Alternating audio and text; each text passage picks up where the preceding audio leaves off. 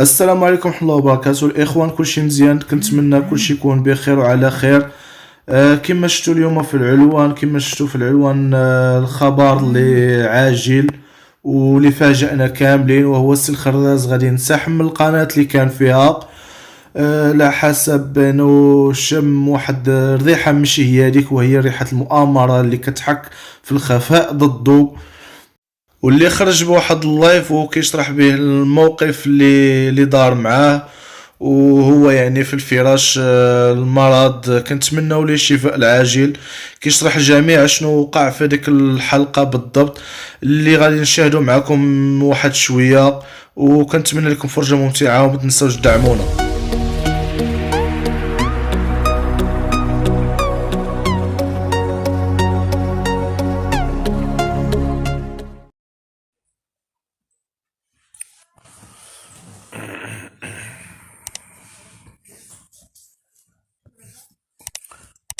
السلام عليكم، مساء الخير.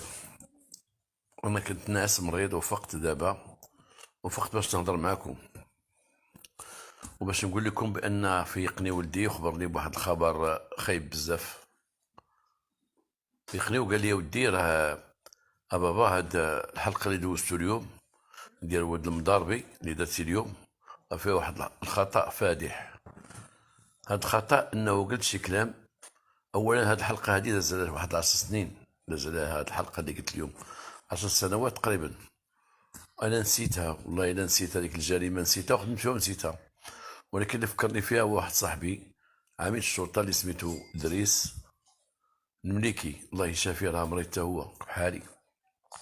فكرني فيها وصردها لي تماما كيما خدمناها.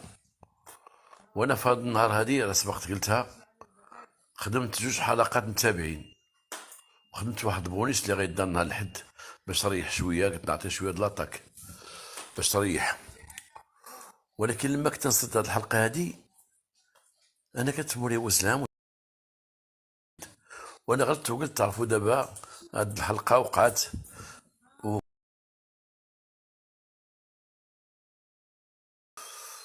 وكذا وكذا، وغلطت. ما كانش من الطاقم اللي نبهني ولا كذا كذا، الا واحد ولد كان جالس حتى كملت الحلقه قال لي ودي راك غلطتي في هذه القضيه، راك دخل وداز 10 سنين ما غلطتي ودخلتي هادشي. وقلت لذاك السيد اللي مكلب التصوير، قلت له ودي شوف راه وقع مشكل، واش سمعتو ولا ما سمعتوش؟ نتوما حتى واحد فيكم ما تيعاونني والو، غير مجمعين تما واحد العدد ديال الناس في هذا الحدث 24. ما عرفتش انا النهار ولا ما عرفتش هاد الموظفين كاملين كاينين او جوج الناس. دابا لقيت فيها تقريبا واحد 34 قال لك ديال الناس، والله ما كنت عارف انا عندهم هاد الناس كاملين. قلت لهم حتى واحد فيكم ما نبهني. ووقفنا الحلقه، وقال لي، قلت لذاك الكاميرامان عاود صلح هذا الشيء هذا، وقال لي واخا راه صلحته وصافي كلشي داز. مع ان هذا الكاميرامان دار بزاف الاغلاط، هو اللي كان تيدير المشاكل ديال الصوت، هو اللي كان تيدير المشاكل ديال الاناره. وما عرفتو انا منين جاب واحد السيفي عطاه لهم وخدموه وجراو على واحد خينا كان بروفيسيونيل. ما عندي عمري لقيت معاه مشاكل. وهذا السيد ما عرفت واش جابوه ولا جابوه باش يحطمني وباش يخسرني، يمكن مدفوع من شي جهه الله اعلم. وقلت لي حيد هاد الكلمه هذه، قال لي واخا. في الاخر ما حيدهاش، ما حيدهاش وخرجها. الان انا غنتوقف، باقي شي حلقات غيدوزو ديالي ما كاين باس، ولكن غنتوقف من حدث 24 حتى نشوف مع هاد الاداره ديالهم مع المدير ديالهم، ونشوف واش غادي يحلوا هاد المشاكل الاداريه والتقنيه ولا ما غيحلوها شيء. الا ما كانش شي حل انا غنتوقف، والعقد اللي عندي بيني وبينهم غيتوقف، وانا عارف كيفاش غنوقفوا. كاين القانون وكاين كل شيء باش غنوقفوا. وانا خدمت ودرت مجهودي وضربت التماره حتى وصلوا للمليون، ولكن هاد الناس ما قدروني شيء وما عطاونيش الحق ديالي. وهاد الناس ما فهمتهم شيء انا باش يرتكبوا بهاد الاغلاط. وماشي غير الاغلاط، راكم شفتوا الاغلاط اللي عشنا فيها ديال الصوت الاناره، الصوت الاناره، الصوت الاناره. تشوفوا على عينيكم على عينيكم على عينيكم. انا عييت. دابا انا نط من الفراش فيقني ولدي وانا مريض وناعس عيان.